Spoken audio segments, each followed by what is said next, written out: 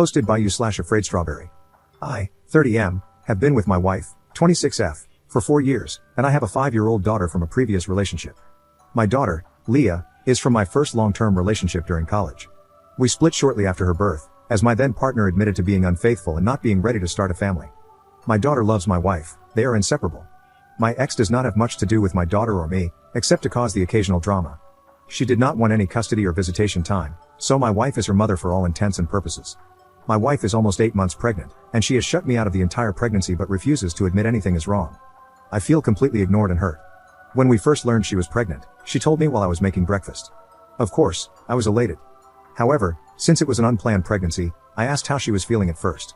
She began smiling and crying about how excited she was. I picked her up, gave her a million kisses, and told her I was so excited to have a baby too and what a wonderful mother she would be. All good, right? She went all out to announce it to everyone else. There were balloons in boxes, t-shirts, and best big sister mugs. I assumed the casual announcement with me was because she wanted my feelings on growing our family before celebrating. However, when her sister asked how I liked my box, my wife quickly said, "He didn't get one, this isn't his first rodeo." It was like pulling teeth to get her to let me go to the ultrasound appointments. She didn't want me to miss work, didn't want to interrupt Leah's routine, excuse after excuse. When it came to listening to the heartbeat, my wife instantly started crying happy tears. The tech was telling her how strong the heartbeat was, how precious our little one was, etc. I was feeling a bit emotional and cleared my throat to prevent crying. The tech said, "Aw, Dad, isn't that sound beautiful?" My wife immediately said, "This isn't his first child, it's not that special for him." I immediately said, "This is one of the most important moments of my life, I can't think of anything more special." The atmosphere was clearly awkward after that. Another thing that bothered me was when I heard Leah and my wife's mom laughing in the living area while I was in the kitchen making dinner. When I walked in and asked what the fuss was about, Leah was touching my wife's stomach and laughing with excitement that the baby was moving and that it would be so cute. My wife let my daughter and mother-in-law feel the baby move before me. I was hurt but simply said how happy I was. Later that night, my wife was poking her belly and laughing. I asked her if I could feel it as well, and she said, "You've felt Leah move as a baby. What can be better than that? She was the cutest baby ever." She has felt pretty poorly throughout her pregnancy but refuses to let me help her. If I bring her a snack and drink, she offers it to our daughter. If I try to rub her feet or legs, she asks me to play with our daughter so she doesn't feel like she is being replaced or ignored. I do not ignore my daughter. We have bonding time, and I'm an active parent, but I want to love my wife too. She can hardly eat, but when I ask her what I can prepare for her, it's always whatever Leah wants. We went to the zoo with Leah, and my wife started feeling bad. She had cramps and was considering going to the hospital due to severe nausea and dizziness. I carried her to a nearby bench, and she began to cry, saying she couldn't even stand up. I told her to let me call an ambulance or that I would carry her to the car and drive her. She said she didn't want to ruin Leah's trip, and we hadn't even made it to the aviary, Leah's favorite part. I said I wasn't leaving when she asked me to continue through the zoo with Leah. We sat for a while until her dad showed up. She didn't even tell me he was coming, and he took her to the doctor. I was shocked and followed them with Leah. When we arrived, Leah was upset about missing the aviary and pouting. At that point, the health of my wife and unborn child was my primary concern, and I really didn't care that Leah was upset, but my wife was irate that I made Leah miss out. Another example, we were watching Leah play in a local kids sport.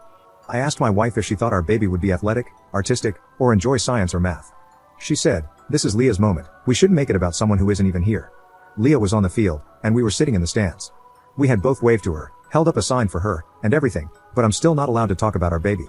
When her bump was really showing, she would always show it off to anyone who wanted to look, her family, friends, siblings, etc. She would say, "Do you want to see my bump? I'm huge, so excited, I can't believe it's only X more weeks."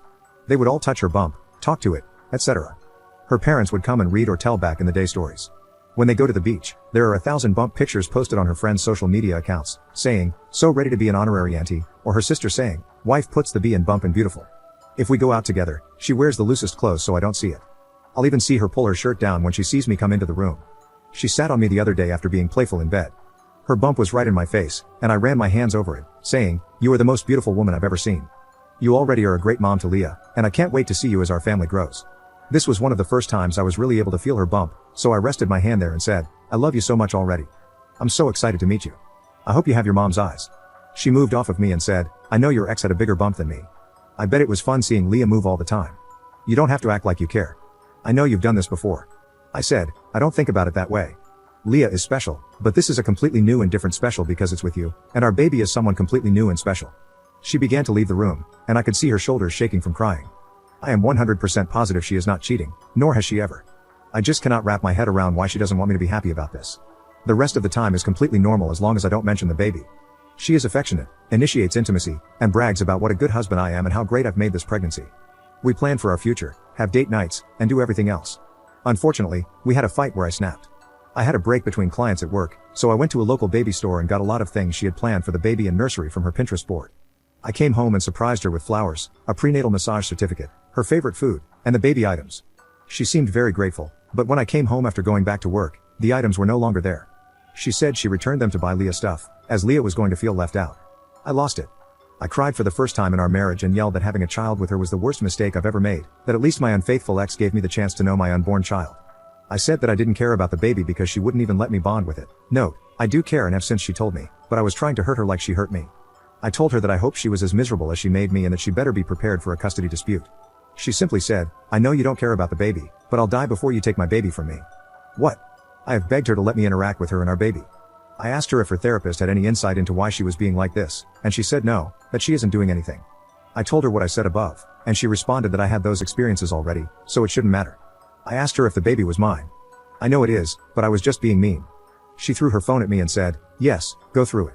I'll do a paternity test, whatever you need. I called her parents and asked them to go to our house as we were having a disagreement, and I went to a hotel. I do not want to stress her or our unborn child, and I really want to repair this, but I truly don't know how. I'm staying at an Airbnb for now until we can figure this out, but I truly don't know what to do.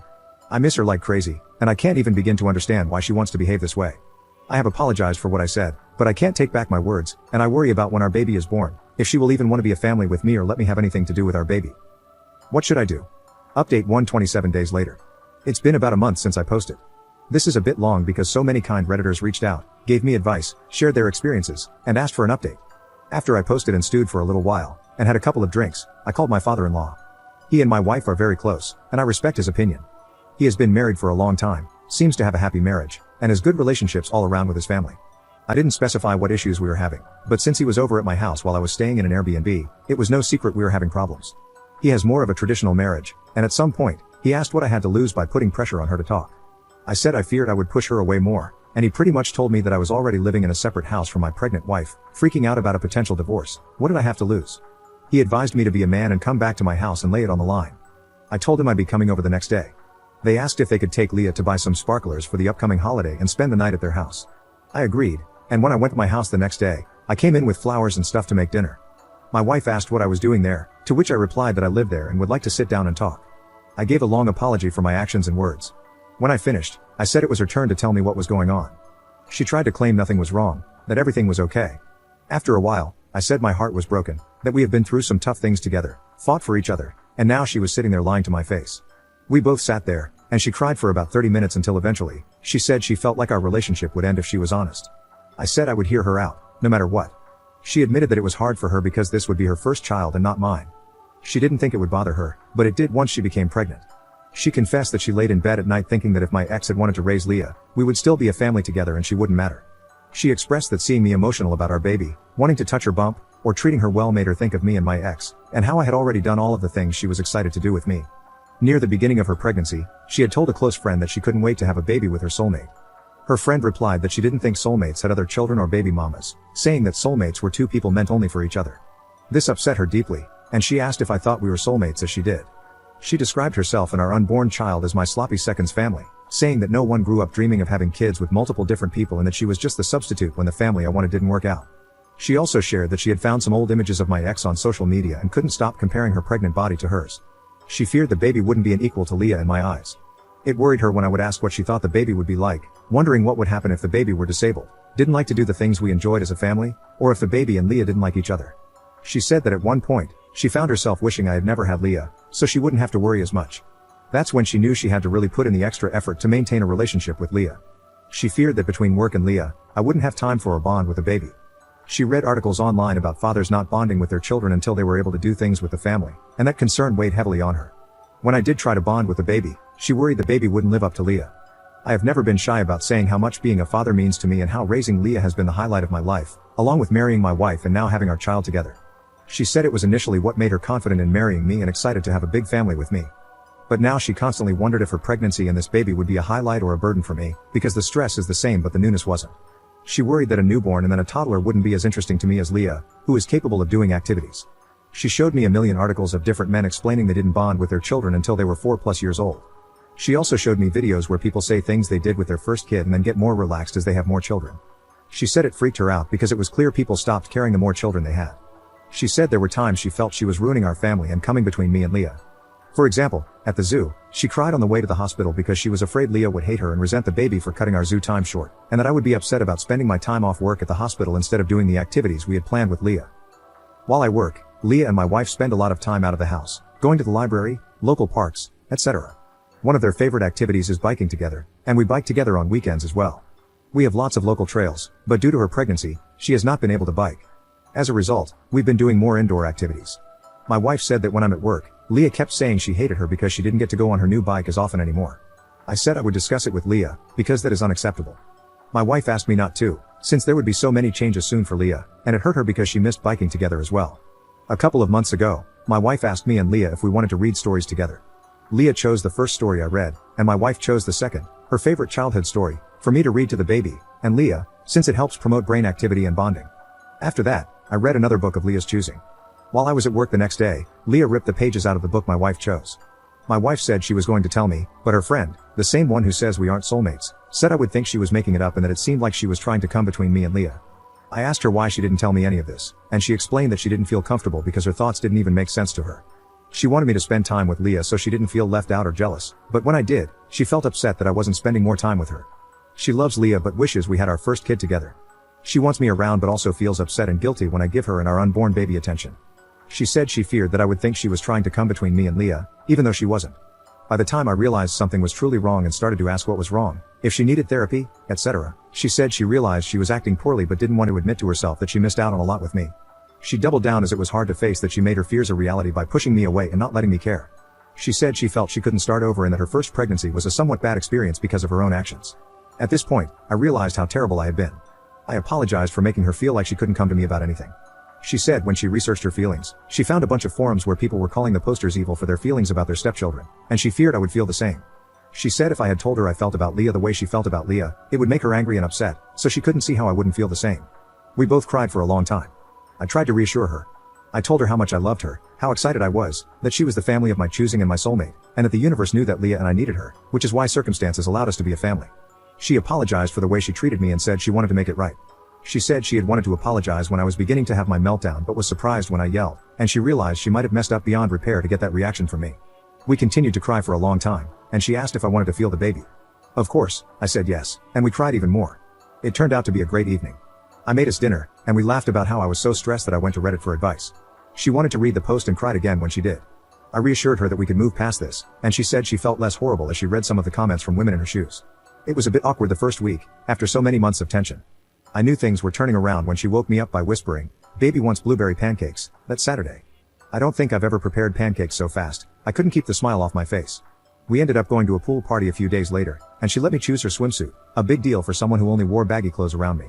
We took family pictures, and the universe was clearly on my side because on the way home, she asked me to feel her belly, and our baby was hiccuping, something I had never felt before and a first we could share together. She has even let me help her when she is sick without making an excuse about Leah.